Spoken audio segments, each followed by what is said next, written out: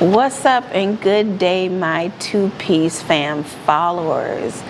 It is me, K100, and I am back sitting in the chair in front of you, for you, and I'm happy to be back. So I'm happy to be back, but I hope you're happy to see me back. Wanted to talk to you about a couple of things. Been doing a lot of research, learning about my craft, about podcasting, and how I need to present things and do things, and how I need to keep my viewers' attention and actually get more viewers. And I know in the beginning of my first journey, I would tell you, well, I did say that you're going to learn a lot about me, and I'm digging deep into that and doing that. So today's episode, we're going to talk about generational curses. And we have a lot under that umbrella that we really need to talk about, we really need to horn in on, but we really need to be truthful about. And, you know, generational curses are anything stemming from early teen pregnancy, single motherhood, single parenthood, chronic unemployment, bad tempers, mental illness, those secrets, family secrets, that one particular uncle or aunt or cousin or brother you can't go in a room with, or you can't be alone with, those types of people, depression, health issues. But the last one that I am starting to see from this generation and generation before is audacity, like straight audacity. So we're going to talk about that last, because that's going to be a big one. But going back to my mini list of things I just talked about, generational curses, you know, we as a family, we like to keep our family secrets close. Don't want to talk about anything, don't want to say anything, because we just want to keep that straight close to the cuff and not worry people. Grandma's not going to tell you why you can't go into the room with Uncle Cliff, or why can't you go in the room and sit with Grandpa or this particular person. It's because of secrets. It's because of things that they know that they don't want you to know. And then there are things that people in the family know and don't want to know. But then at a funeral or a family gathering, like family reunion or something like that, guess what? Shit blows up. Because they know what the hell is going on. And you are caught in the middle because you're like, wait a minute. Why can't I talk to Uncle so-and-so? Or why can't I go in the room and have a private conversation with him because he asked me to come in there?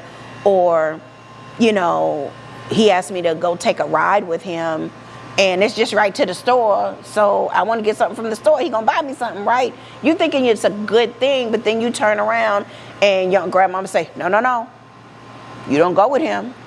You don't go in no closed doors with him or anything like that, or with her, because it could be a female. These are the secrets that our children need to know. These are the secrets that we need to know, because we don't want to continue to bring that traumatization down to our children, because we may not find out until after Big Mama or Granddaddy is dead, when we're at the funeral, at the repast, eating that cold ass chicken, talking about, well, you know he used to touch so-and-so, or you know he touched so-and-so, or, you know, one of the people he violated in the family goes crazy, or tries to commit suicide, or shoots themselves to get attention because they have been traumatized or molested or hurt for a long time because of this secret that Big Mama or Grandma, or however you want to call your grams, has kept. These are the things we as immediate family should pull children aside, talk about these things, and let them know it is safe to talk to me about anything. If anything happens, it's not a secret. I need to know what's going on. Case in point, have a good friend who revealed to me that she was molested by her uncle, who was not an uncle. He was just a good friend of the family, but when she came along, that was just uncle to her. And every time uncle would come by and they play and everything like that, uncle will say, come outside with me while he smokes a cigarette. And he'll always give her some candy or whatever. And one day she had on a dress, he touched her legs inappropriately, he did some other things to her, and he whispered and said, if you don't keep this a secret, I'm going to hurt your daddy. That traumatized her. And that went on for about 10 years until she couldn't take it anymore, until she wrote her suicide note and tried to overdose and went to the hospital. Parents found her. They found out the note was written, and then guess what? Now the secret is out because she wrote it in bold print on the paper. He has been touching me, molesting me for 10 years. And unfortunately, the mother knew about it. But the mother didn't say anything because the person that he said he would kill was going to be her father. So she was scared. So you put a child in turmoil, in trauma, because of some bullshit that you're afraid to tell your children. And you need to be open and honest and say, yes, you cannot go in that room with that person because they do bad things. You may not want to say what the bad things are, but you need to be safe around that person. You never need not to let them tell you, keep a secret or I'm going to hurt somebody. That's the prime example in prime time for you to tell people, this is what's happening, I don't feel safe. So she's better now. She's doing great. She's working through her trauma. The man passed away. She went to the funeral. She wrote a letter and put it in his casket. She told her children about him, and they were never around him while he was alive. So we don't want to put family secrets out there because people are always going to run and tell that. But these family secrets need to be told perfectly. They need to be told because you don't want to put your child, grandchild, great-grandchild, or friends into any type of turmoil or future trauma. A couple of other things, we talk about sex all the time. Teenage pregnancy, you're going to have sex, you're going to be fast, put on a condom, do all of this, do all of that. But it's not just put on a condom, don't bring a baby in here. Tell them why. Even though they can probably put 2 and 2 together. Mama, you 40 and I'm 20. Or mama, you 35 and I'm 14, 16, something like that. Do the math. Those are the things that you need to talk about. Didn't think I didn't get pregnant. I wasn't on birth control. Boom, I got pregnant. Here you are. I'm raising you because we're raising each other. And I don't want you to fall in that same struggle, that same thing. And trust me, I know those conversations you don't want to have. Back in the 1900s when I was born, my parents didn't want to talk about it, but my daddy scared me straight to say, you better not bring a kid in here because it's a wrap. But, these are the things we need to talk about these kids. If you want to be sexually active, you need to be totally healthy about it, health conscious, and aware of the consequences. Because guess what? These consequences are going to start building. And you can't always lean on mama for them consequences to get you out of those consequences. You decided to lay down But guess what? Your mama decided to lay down too when she was your age. So these are the things that you need to talk about. And if you want to break those generational curses, make better decisions. Not saying that you can't go out and have sex. No, I'm not promoting anybody to go out and have sex. But if you lay down and you do that growing up doo-doo, boo-boo-boo, then guess what? You pee on that stick, then there are the consequences that you got to take. Point blank, period.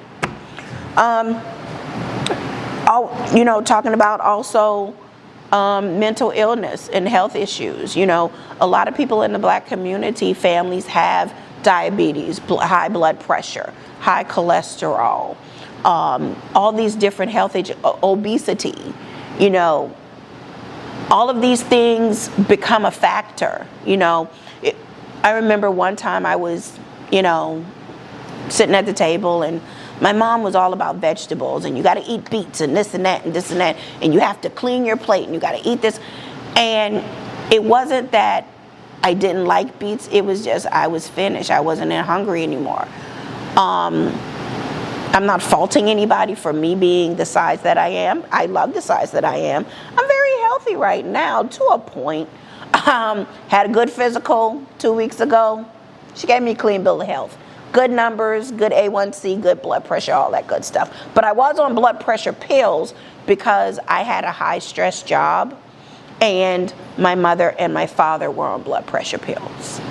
We need to talk about these different health issues that we have in the family. Mental illness, if somebody has a disorder, schizophrenia, any type of mental issue, depression, even though back in the day they didn't label it depression, they just said she's something wrong with her, or she crazy or something like that. So talk about those things, talk about those family members who had those issues, because it could move down to you, it could be passed down or anything, and you now have the opportunity and have the resources to help those things. So let's just be more open to family. Let's just do things that are going to benefit us to help break those generational curses. Let's talk about it. Let's write about it. Let's be about it. Let's just be happy, but also be happy with the family truth and stand 10 toes down on that family truth. And we don't want to have any issues at the funeral, but when that glue of the family, grandma, grandpa, whoever the matriarch or patriarch of the family ends their earthly journey and they go up yonder, those secrets are still there. And then they start coming out. And then you're heartbroken because somebody hurt them because they kept that secret, or they didn't tell you, and before they died they were worried about those things. So don't put all of that stress on yourself, but I'm not saying put it out on social media either. Sit in a room with your family, with your kids, with your cousins, and talk about it. That's all we need. Effective communication in a family can do wonders. If you communicate the same way we can play spades together, the same way we can play dominoes together, the same way we can wear a color-coordinated event and enjoy each other, we can sit down and say, let me tell you something about this man right here. This is a man who's bad. He's done some bad things. He's done this. He's done that. We need for you to be safe, and we need to safeguard you from that person. You make that decision. The last thing I want to talk about, what I've said, was audacity. And it's coming from those whose children's children are flexing what we call as audacity. The privilege. Oh, my mom can fix it. She's in this, she's in that. And they have that audacity. Well, guess what? That's a generational curse, because you know what, kid? Your parent did this or did that because they sacrificed for you. They worked long hours. They took a second job. They, not to be funny, because I just talked about it, They went to go see a man about a dog. And you know what that statement is all about. But anyway, they sacrificed. They made things happen behind closed doors, at work, to make things happen for you. So your audacity is a generational curse that needs to be broken right now, because that's starting with you, or it could start with your parents, because the parent's parent, which is the grandparent, didn't kick them in the ass and say, let me tell you something. I drove a car for 20 years just so you could drive this BMW. Or we stayed in this house for umpteen years because I wanted to make sure your college fund was going to be paid in full. These are the things that you don't see behind closed doors that parents and friends and church members and everybody has sacrificed for. So go ahead and cut that audacity down, because that audacity is going to bite you in the ass. And I'm seeing that's biting some of these people in the ass now. But we ain't going to get into that right now again as well. So people, just be easy, but be open and honest about your generational curses.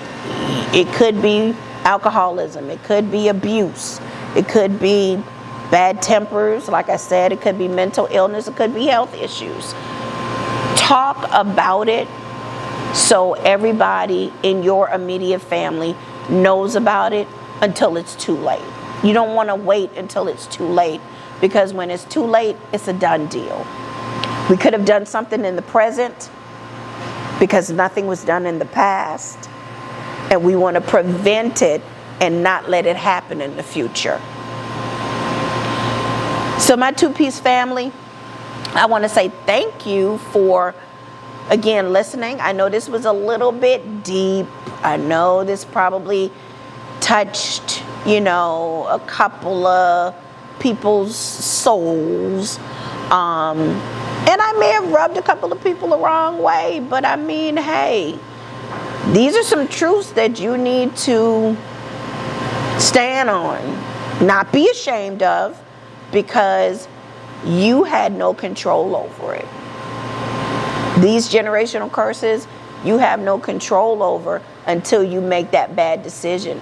But the best decision of all is choosing you and doing the right thing. And I just want everybody to try to do the right thing, but we have to stop the trauma. We have to stop the ongoing back and forth and, just all of it. Just stop.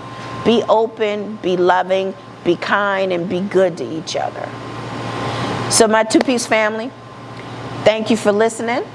Welcome back to the seat and to the screen. And as always, as I don't have a drink yet, but this was a good conversation to have with you guys. So as I always say, shades on. Where we going next? Until next time.